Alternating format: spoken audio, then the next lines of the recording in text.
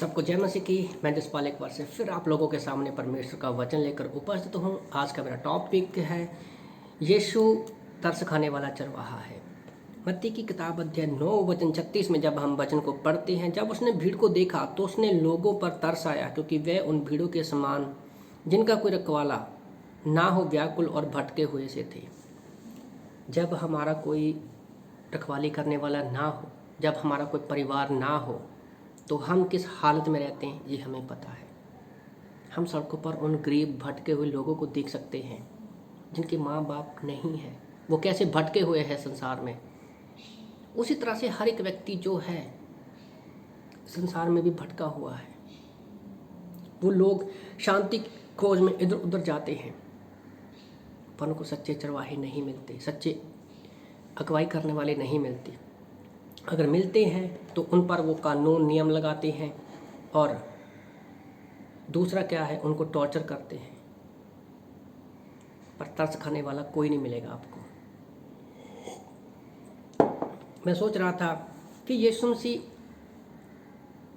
एक चरवाहा था। वो लोगों की ज़रूरतों को जानता था, वो तरस खाता था, प्रेम करता था। वो हमारी हर एक फीलिंग्स को क्या है जानता है। वो तरस में, फीलिंग्स में, हमारी ज़रूरतों को जानते हुए परमेश्वर में हम बाइबल में बहुत सारे उसके कार्य को देखते हैं। जैसे हम लोग देखते हैं मत्ती की किताब अध्याय 14 वचन 14 में, उसने बड़ी भीड़ को देखा और तरस खाया। उसने बहुत सारे बीमारियों को, रोगों को चंगा किया। उसी तरह से मत्ती की किताब अध्याय 15 वचन 32 में हम देखते हैं कि जब देखा कि वो 3 दिन से लोग भूखे हैं और वो थके हुए हैं, वो यीशु मसीह के साथ कंटिन्यू बने हुए हैं, तो उनके लिए उसको तरस आया और उसके लिए उन्होंने खाने का प्रबंध किया। तो हम किसी भी परिस्थिति में क्यों ना हो, कितने भी थके क्यों ना हो, भूखे क्यों ना हो, परमेश्वर हम पर तरस खाता है।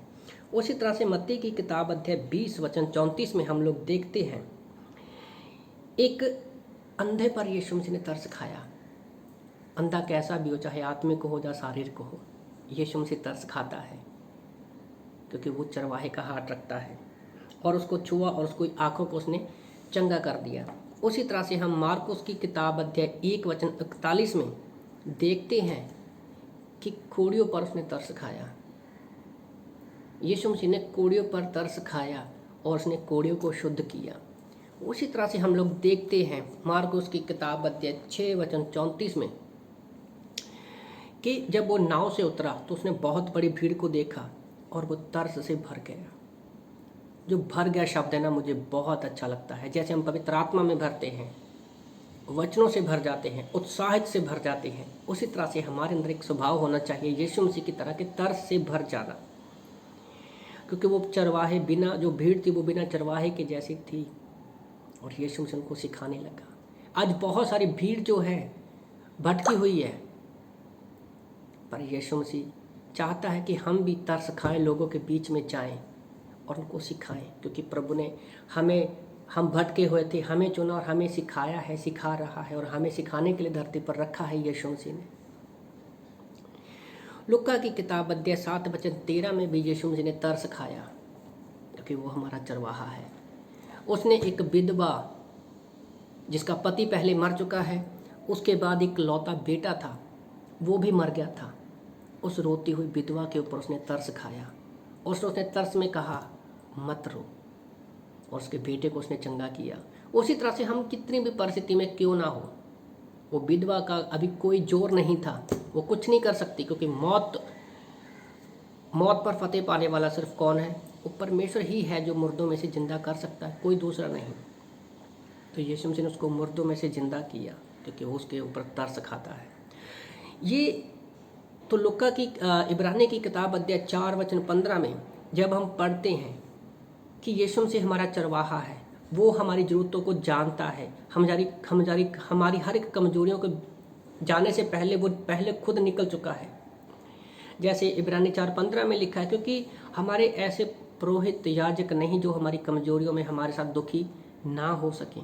संसार के जितने भी लोग हैं, अगुए हैं, है ना, वो सब लोग क्या है, हमारी कमजोरियों के विषय में नहीं जानते हैं। क्योंकि मान लो अगर हमारा कोई व्यक्ति, वो व्यक्ति कैसे अगवाही कर सकता है जिसने गरीबी को ना देखा हो, भूख को ना देखा हो, प्यास को ना देखा हो, थकावट को ना देखा हो, कैसे हमारी अगुवाई कर सकता है। पर यीशु मसीह ने हमें देखते हैं जब हम पढ़ते हैं यूहन्ना की किताब अध्याय 10 में कि एक चरवाहा कैसा होना चाहिए। और उससे पहले मैं एक चीज़ बताना चाहता हूँ कि यीशु मसीह ने इजराइल देश को चुना था, यहोवा परमेश्वर ने इजराइल देश को चुना था, क्योंकि दुनिया के बहुत सेंटर में आता है वो देश। चुना था कि लोगों कि वो पूरी दुनिया के बीच में जाएं और अगवाही करें, लोगों को सुसमाचार सुनाएं। पर वो इतने घमंड में भर गए, ज्ञान के घमंड में इतना भर गए कि उन्होंने लोगों पर कानून और नियम ही लागू कर दिए और उन्होंने लोगों को सताना शुरू कर दिया। उनका सब कुछ क्या था, एक दिखावा बन गया लोगों की वाहवाह करवाने के लिए।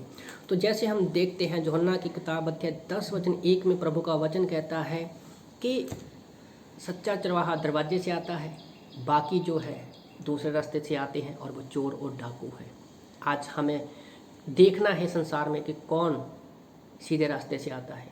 बहुत सारे रास्ते कहते हैं कि स्वर्ग की तरफ जाने वाला रास्ता है, नहीं, सिर्फ यीशु ही एक रास्ता है जो हमारा अगवाही करता है। उसी तरह से वचन 7 और 7 में देखते हैं यीशु मसीह ने कहा कि द्वार सिर्फ मैं हूँ और कोई रास्ता नहीं है। उसी तरह से हम लोग वचन देखते हैं 11 में, क्योंकि अच्छा चरवाहा जो है अपने भेड़ों के लिए प्राण देता है।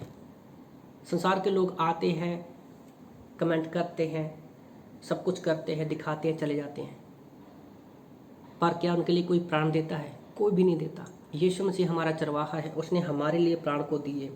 और दूसरे वचन 12 और 13 में लिखा है कि मजदूर जो रहता है वो ना तो वो चरवाहा है और ना ही मालिक है, और वो भेड़ियों को देख के भाग जाता है। क्योंकि वो क्यों भाग जाता है, मजदूर क्यों भाग जाता है? क्योंकि उनकी फिक्र नहीं है। पर यीशु मसीह जो है हम पर फिक्र करने वाला परमेश्वर, हम पर तरस खाने वाला परमेश्वर है। आज भले यीशु मसीह आए, मारे गए, गाड़े गए और आज स्वर्गारोहण हो चुका है, स्वर्ग से भी वो हमें देखते रहते हैं। मैं सोच रहा था प्रेरितों के काम अध्याय 9 वचन 4 में, जब शाऊल जो है कलीसिया के लोगों को सता रहा है, तो यीशु मसीह ने दर्शन देकर शाऊल को एक ही बात कही, हे साउल तू मुझे क्यों सताता है? तो इससे पता चलता है कि हमारा चरवाहा यीशु जो है, उसने ये नहीं कहा कि मेरी कलीसिया को कोई क्यों सता रहा, उसने कहा तू मुझे क्यों सता रहा है। क्योंकि वो हमें तरस खाता है, हमारी फिक्र करता है। तो हमें डरना नहीं है, घबराना नहीं है। हम कैसे भी हो, किसी भी परिस्थिति में क्यों ना हो, हमें सिर्फ और सिर्फ क्या है, परमेश्वर के पास आना है। तो इन वचनों से मैं आप सब लोगों को उत्साहित करना चाहता हूँ कि हमारे पास एक ऐसा चरवाहा है जो हम पर तरस खाता है। तो इन वचनों से प्रभु आपको आशीष दे। आमीन।